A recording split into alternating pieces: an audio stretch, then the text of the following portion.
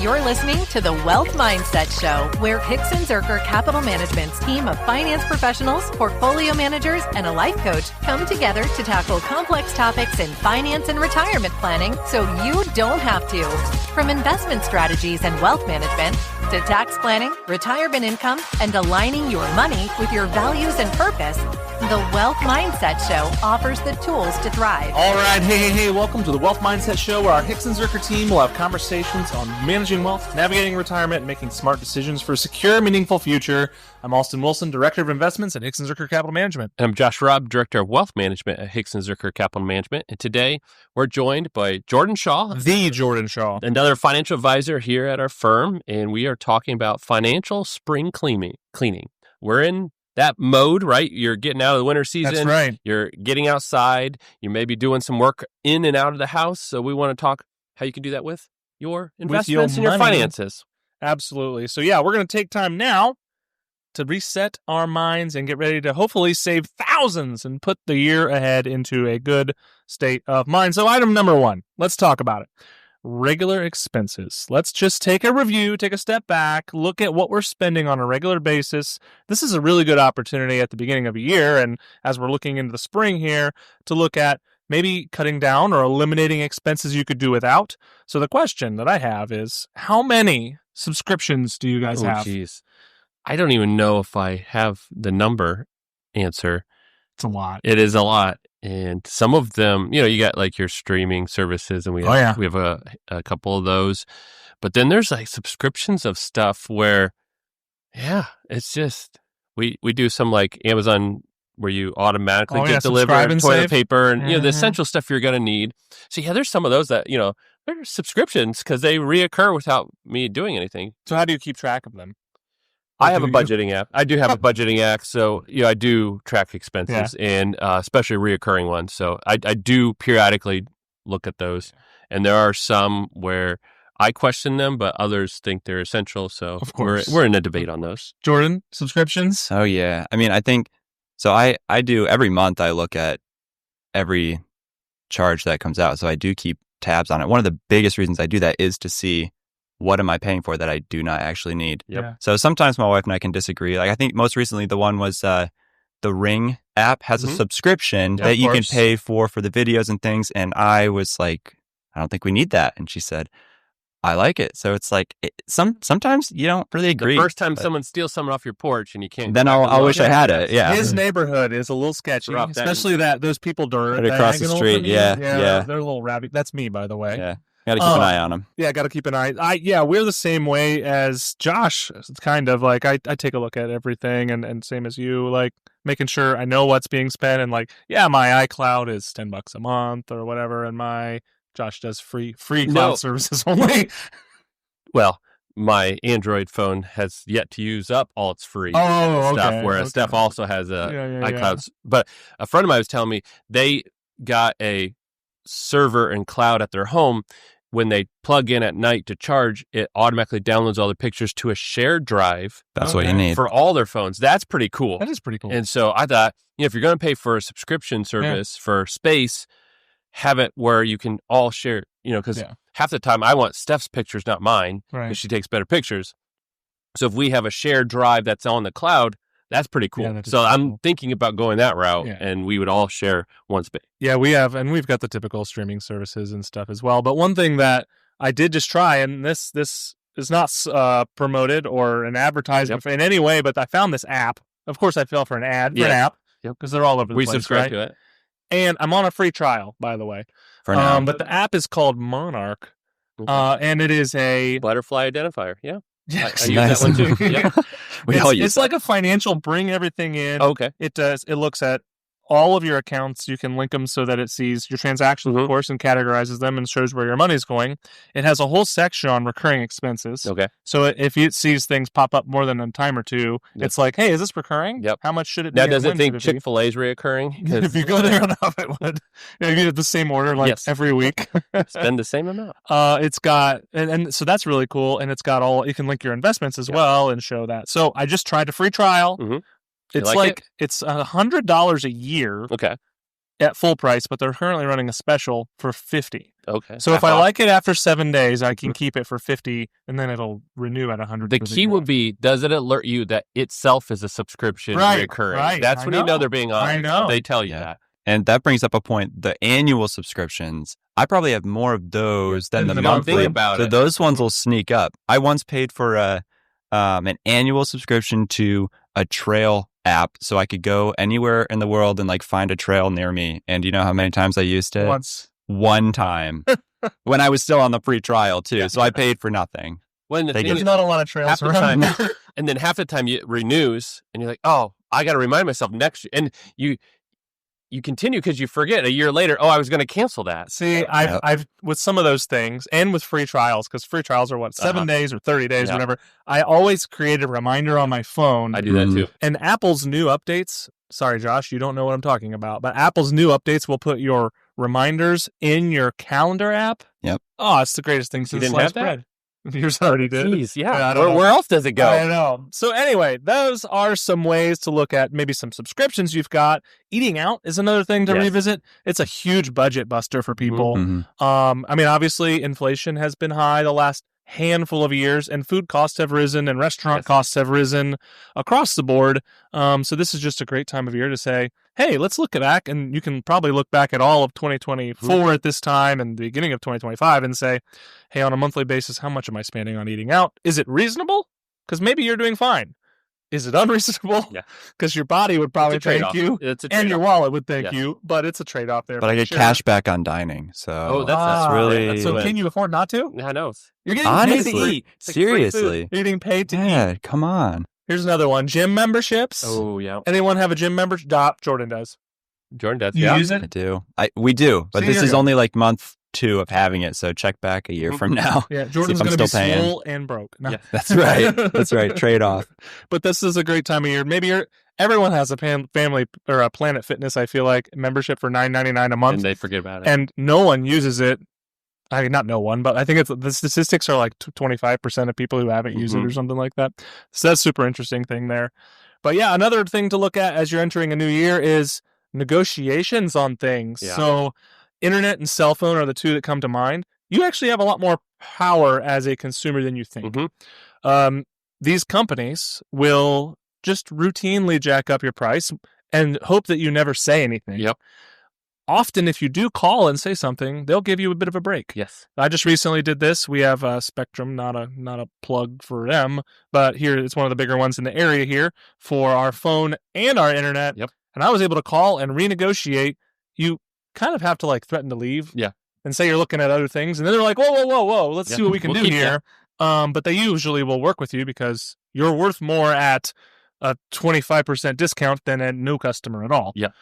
So call your cell phone provider, call your internet provider. Maybe there's a deal that you can take advantage of there as we enter the new year. The next thing we'll talk about is financial goals. Yes. This is a great time to be revisiting those goals you set in the past, and are they still applicable, or setting new goals you want to hit by the end of the year or by summer. So Josh, talk a little bit about that. Yeah, I mean, there's a couple reasons. One, you mentioned cash back. So like credit cards, a lot of times they're going to send you an annual summary at the end of the year. And so that's a good time to start this process of looking back and checking your financials to say, how did I do on my spending? How did I do on my savings? I can look at this kind of year in review type of thing and set or reset those goals. So if my goal was to increase my emergency fund, what did I start? How did I end? Did I actually accomplish that? And then where do I want to go from here? Is that at a good spot, or do I want to keep going and saving? So short-term goals, those are the ones that you're going to try to kind of hit in this 12-month period and say, okay, what do I need to do to get there? And then your midterm goals, that is probably more paying down some debt, things you're not going to get this year, but in the next maybe 3 to 5 years, you're going to hit. Those are the ones where you're kind of evaluating what's changed. Maybe some of that debt you could refinance if interest rates move, those type of things to make it easier. And then your long-term goals, which are retirement, that's the one you mess with the least. Oh, probably. Especially when you're younger. Yes. Yeah. So for instance, let's say you're saving in your company's 401k or whatever the retirement plan is, getting the match. Did they change anything in the plan? If the answer is no, you probably also don't need to do anything unless you want to increase your savings, obviously. But if you set your goals and you're on track, it's just a review, just a quick look to say, am I on track? Those short and midterm, you're going to be adjusting more often. Long term, just am I heading in the right direction? Absolutely. Jordan, any thoughts on goal setting? Yeah, I like the whole concept of it being spring cleaning here, because if you look at this every month, it can almost be discouraging. You have that month where, if you have a month where all those annual subscriptions come due, it's like, wow, I didn't hit any of my goals because I'm paying $500 more than I used to. But looking at it over the course of a year or 6 months or something like that is helpful, because you can see, okay, I did make progress. It was slow and steady, but I'm working. Or, I didn't, and here's why I need to make some changes. Next up, rebalancing. So we are advocates of rebalancing your portfolios on a periodic basis, which I'm sure we're going to talk about the different philosophies you can do there. But one thing that to keep in mind is that markets move, right? Certain areas of the markets do really well. Certain area of markets don't do so well. Certain asset classes do better than others. It's time to be on some sort of a plan for periodic rebalancing. And Josh, talk a little bit about the benefits of rebalancing. Yeah. So when you look back historically, rebalancing on a set schedule, and again, this is not reacting to the market. Correct. It's on a schedule to say it's time to do it again. Yep. Reacting on the market is more emotionally based decision making. This is saying, okay, it's quarterly, annually, twice a year, once a year, whatever you choose. It's time to get back to where I need to be. And so the reason why that's beneficial is if things are up and you're selling them to get the things that are down, you're buying when they're up. I mean, it's what you want to do, and you're doing it on a schedule instead of emotional reaction. Yep. The thing I want to point out, you mentioned there's really two reasons why you rebalance. One is adjustments based on what's going on around you. Yep. Again, not emotionally reacting, but just finding opportunities. And then the second one is cash needs. Yep. So the other reason why you want to rebalance periodically is to make sure you have the right amount of cash in your accounts. Sometimes you may have too much and you need to rebalance and put it to work. Other times, if you're especially in retirement, I need cash. I have withdrawals coming out. So I'm going to rebalance to generate what I need. So those are really the two reasons you want to rebalance. And kind of talking about this spring cleaning, the main one we're focusing on is that getting back in alignment, right?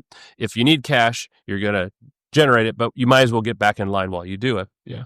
But what we're talking about here is, okay, what's changed? How can I utilize my investments to take advantage of that? Again, I'm not running from something that I'm scared of. It's saying what's different than what it was last time. So if it's twice a year, last 6 months, for instance, tariffs have happened in the last 6 months. So if I'm reviewing my portfolio, if I'm doing this kind of spring cleaning, anything that I want to switch because of this new news that we have going around, just being strategic and planning through, not because I'm scared that something's going on. I'm just, let's take an opportunity. Yep. See where we're at. Another thought on that is if you are systematically pulling money out or putting money in, you're kind of rebalancing yourself. Yeah. Right. If you're generating cash proportionately, exactly, or you are adding cash proportionately, Correct. you are going to stay more in line. And another thought I had is that this is just a reminder. You mentioned maybe having too much cash. Well, maybe you had a bunch of dividend. Maybe you're not in the distribution phase. You're in the accumulation phase. So maybe you had a bunch of your investments that pay dividends. Most do, especially in mutual funds and stuff like that. This is an opportunity to go in and make sure, if you can, to turn on dividend reinvestment and stuff. That makes things like cash buildup not really an issue. But Jordan, I was going to ask you, what are your thoughts on frequency of rebalancing and what you like to see or how you see that working? Yeah, well, so that's a good question, because the key there is there's no, really the best thing is you don't want to be doing it too much. Yeah. I would say doing it too much is going to be arguably more detrimental than maybe doing it every couple of years. I would say key at least once a year. I like quarterly. I like having someone in your corner that you can talk to, like an investment advisor, and say, okay, make a goal, make an idea of how many times are we going to be looking at these targets that we're trying to rebalance to. But I've come from working with passive investment managers. Obviously, we're here at Hixson Zuercher active investment managers. There's ways to do both well, but if you're overactive in the sense that you're getting in and you're making tweaks constantly, that is going to hurt your returns, and it's not really the point of investing for most people. So I think that's what you want to avoid. Yeah. And I'll say, when it comes to retirement planning or just investing in general, this is also a good time to review how much you're saving, because you may have gotten a raise. There may be other cash flow changes to your budget where it's good to decide, do I take a portion of that new money and add it to my retirement savings? And so while you're looking at this rebalance, also look at your cash flow in and out of that account and say, do I need to adjust this? And if you're spending, is that spending number still the same, right? So during this rebalancing review stage, how's my cash flow in and out, whichever direction it's going? So if you're young and you're saving, let's say I was doing $100 a month and I got a raise at work, can I do $125 a month? What can I do to increase my savings? And then on the other end, if I'm retiring, is my cost of living going up where I need a little more money? Do I need to rebalance or readjust that? Yep. Have you ever felt overwhelmed by the complexities of managing your wealth? You're not alone. Hicks & Zerker Capital Management specializes in helping families and individuals navigate the challenges of managing their finances. Wealth management is all about combining thoughtful financial planning with active investment management to help you reach your goals. Our process is designed to guide you towards what truly matters, because we believe wealth isn't the destination. It's a vehicle for something much more meaningful in your life. Achieving your dreams requires careful planning, smart decision-making, and access to high-quality investments. And that's where we come in. We understand that complex financial situations call for deep expertise in investing, tax strategies, and retirement planning, but our approach goes beyond that. We integrate your financial goals with your core values, helping you visualize the possibilities your wealth can create for a secure future. Our mission is to build, protect, and grow your wealth while keeping your vision at the forefront of our strategies. If you're ready to take the next step in your wealth management journey, visit hzcapital.com/start to see if we'd fit your needs and to schedule your intro call. Again, that's hzcapital.com/start. Now let's get back to today's episode. All right, next topic to discuss is taxes. Yeah. Because guess what? It's springtime. You probably just filed or are about to file. Hopefully, by the time this comes out, you've already filed. Or extended. Or extended. But yeah, you filed your taxes. You know whether you got a refund or you owed and how much that was in relation to your income. You know a lot of information. I just love our American tax system where the government's like, you're like, how much do I owe in taxes? You're like, oh, do you tell me? You let me know, and then we'll audit you if we feel like it's maybe not so good. But that's the American tax system. So, Jordan, let's talk about things you may have learned during tax season, withholdings, deductions, things like that. Life changes, as we've both had over the last year, that impact your taxes. So talk a little bit about your thoughts on that. Yeah, so first I just want to say I wish every tax interaction and process that I've gone through was like filing with the city, because all I had to do, I just did this yesterday, gave them my 1040 and they went to the back room for about 5 minutes, came back out, and everything was withheld perfectly. It's just one little calculation they have to make. Yep. And obviously that's not the federal or state situation. Their tax law is a little bit bigger. Yeah, exactly. So with that, obviously you have a lot more uniqueness, a lot more changes and things you have to pay attention to, especially when you're having kids or changing jobs or changing states. Last year was a crazy year for us, and it's okay if not everything is perfect. You can't really predict everything. We had a kid at the very end of the year, and there was no from a tax perspective. Good move from a tax perspective, bad move from a tax planning perspective, because it was really hard to make sure that the withholdings were perfect. But it's really being able to identify as much as you can of what will happen throughout your year, and working with a tax professional or a tax planner to help you kind of figure out what that looks like for you to make sure you're optimizing that. You don't want a huge refund. You don't want a huge payment that you owe. In most cases, that's what we see, which is unfortunate. I think we talked about that withholding, and that's the key. Is for if you're an employed, you get a W-2 at the end of the year, and you get to elect how much you want withheld from your payroll every pay period. And that's something you can adjust at any time throughout the year. And what you need to know is, I want to withhold enough to cover my tax obligation, but I don't really want to over withhold, because although I get money at the end, that was my money anyways. They didn't give me extra money. That was my money. And so we usually try to say, make it as small as possible, and, just don't pay any penalties, but you want to pay what you owe and do it along the way to avoid any of that. So that's the key when you talk about, when we reevaluating, the main thing you're going to tweak is your withholding. Yeah. Josh, talk a little bit about the tax advantaged account situation, planning for limits and stuff like that in the new year. Yeah, there's different time frames on what you can and can't do. So we'll start with your employer plan. So 401ks, 403bs, you have through the calendar year to contribute into that plan, and it comes from your payroll deduction. So you have to make changes to your payroll deduction in order to increase or decrease that. On 12/31, you're done.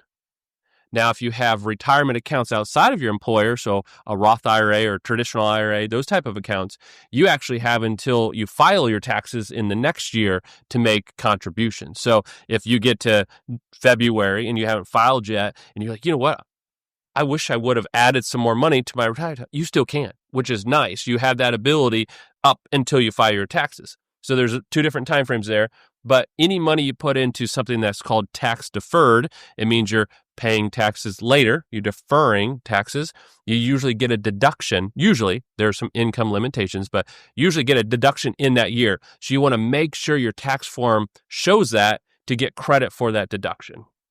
I also mentioned too, like with some of those tax advantage accounts, the limits of what you can put in to, fund that pre-tax growth in those accounts, it does change every year almost, yeah. And a lot of times people aren't notified of that. So paying attention to that, if you're able to save as much as possible in those accounts, and you haven't looked at it in a couple years, you might be putting in below what you actually could and missing out on a couple $1,000s of more contributions. And then if you own a business, this gets a little more complicated because there's a lot of deductions and expenses you can write off and all that. But make sure that you're just thinking through those costs and what you can do. Because maybe at the end of the year, it'd be better for you to buy some new equipment than owe tax, right? You'd rather just spend it on the business to reduce your income and have something to help your business than in January 1st, owe that to the government. Yeah. So, end of the year is a lot of times when you do tax planning as a business owner, not in March, April, when you're filing your taxes, because you want to know how much am I probably going to owe? Can I reduce that by doing something that would be beneficial for the business? Right. I actually heard this funny story of an old farmer who was like, how do you prevent paying these huge tax bills at the end of every year? Like, you have a bunch of tax due. He's like, well, clearly you've never gone shopping for a pickup truck at the end of the year for your farm. Right. That's a good way to deduct a lot. That's taxes. Pro tip, you should have some way of organizing your tax documents. Now, these come in usually at the beginning of the year for the prior calendar year. So you've probably already got them for 2024. But there are 2 ways that I would recommend doing this. Number 1, if you're old-fashioned, keep that paper document in a folder, in a firebox or something, labeled properly. Mm-hmm. Number 2, if you're not so old school, because this is the way I do it, is Jenna and I have a shared iCloud folder. Apple. No, that's nice. Seems nice. And so we, as we get those documents in, scan it, and shred it. Scan it and shred it. And then if it's there if you need it, and you never have to worry about it. And then after so many years, you can go delete those old folders because you're not going to need them again. 7, I think. Is 7 years is 7 years. The amount of time you have to keep them. But talking about that, some of those things you're talking about. So tax forms from accounts. So investment accounts where you make contributions or have capital gains. But the other ones that you have to keep in mind, depending on if you itemize, is property tax. Like you're going to pay your property tax at some point this year, maybe twice a year, depending on how you pay your schedule. That's a tax deduction if you itemize. Like there's certain things that they're not just tax forms, but those contributions to charitable organizations, they're going to send you a receipt probably when you make the contribution. They don't always do it at the end of the year. Unless it's recurring. Yeah. So you got to kind of hold on to those, scan it in or put it somewhere, because at the end of the year, instead of trying to call them all and say, hey, can I have another? You collect it as it goes. Absolutely. All right. Last topic we're going to talk about is organizing your financial life in the new year. So Jordan, what are some thoughts and just general topics that people just need to keep in the front of their mind as they're just getting set up for a new year planning? Well, I would say you don't have to do it all at once. That's kind of key there. Like I think of actual spring cleaning, like yard work. I was out a couple weekends ago and I did a little bit of progress, but I wasn't able to get the whole couple hours worth of stuff done to make my yard look the way I wanted to. And thank you. Yeah, see, you noticed that there was about a 5% increase in the... It was marginally better. Yeah, marginally. But that really is the key. If you can just start making 1 or 2 of these changes, start going through just the last few weeks of what are you spending money on? Are there some things that you can organize better with your tax documents? Like little things, looking at your withholdings, like making a plan doesn't mean you have to do the whole plan in one sitting. But just keeping that front of mind. and prioritize what are the most important things. What are the things that either are most valuable to you or will have the biggest impact? So, one of the ones like we talked at the very beginning is if I can save some money, that's probably valuable to me. So maybe you start there and see what you can do and then work down your list. But estate plan, periodically review, maybe once a year, just a quick scan through. Anything change that I need to update. The other one is credit cards. Check your credit report, make sure there's nothing wrong with those. If you're signed up for any kind of like alerts or software, like there's like LifeLock or those type of things where they may alert you ahead of time, but it's good to just do a quick review. You can get a free report on your credit from the 3 different bureaus. So once a year, just do a scrub through of that. That's a nice spring cleaning thing. Passwords, that's their most likely vulnerable spot. Review that. Am I reusing them? Do I have one favorite word I use everywhere? Please Password 1, 2, 3 on everything. Enable 2-factor authentication. That's everything you can. Yes. Because even if your password's the same, someone couldn't probably get in that easily. No, it adds one more layer that they'd have to also have access to the phone or wherever you're receiving that. Absolutely. Probably don't put it to your email if you use the same password on your email as whatever it is, but that's a whole other thing. But I think, Jordan, you hit the nail on the head here. I think that it's little incremental things that can really add up over time. What's the thought, the philosophy? If you can get 1% better every single day instead of getting big chunks at a time, you're actually going to end up being much better over time. So just take the long path here and make little chip away at those little things because they're going to add up over time. But yeah, that's what we have for spring cleaning your finances. Any closing thoughts? By the end of the summer, my yard is going to look so good. Before the leaves fall. That's good. It's going to be clean. Josh, anything? The key is just don't overwhelm yourself and don't beat yourself up if you don't get everything done, right? Yeah. But set some goals and just work towards them, like you said. Absolutely. Well, if you found value in our conversation, don't forget to subscribe to the Wealth Mindset Show on whatever platform you're listening to so you don't miss an episode. Also, feel free to visit us at thewealthmindsetshow.com for more resources, transcripts, links, all kinds of stuff we talk about on the show. If you're ready to invest with us, head over to hzcapital.com. We'd love to hear from you, and maybe we can be a good fit. And, of course, invite you to follow us on social media so that you can keep up with what's going on in our lives and with the podcast. We're on pretty much all the platforms, so stay connected. Thank you for listening, and we'll see you next time. All right, thank you. Bye. Thank you for joining us at the Wealth Mindset Show, where we tackle the complexities of finance and life planning to help you align your wealth with your values. We hope today's conversation provided value and clarity as you navigate your financial journey.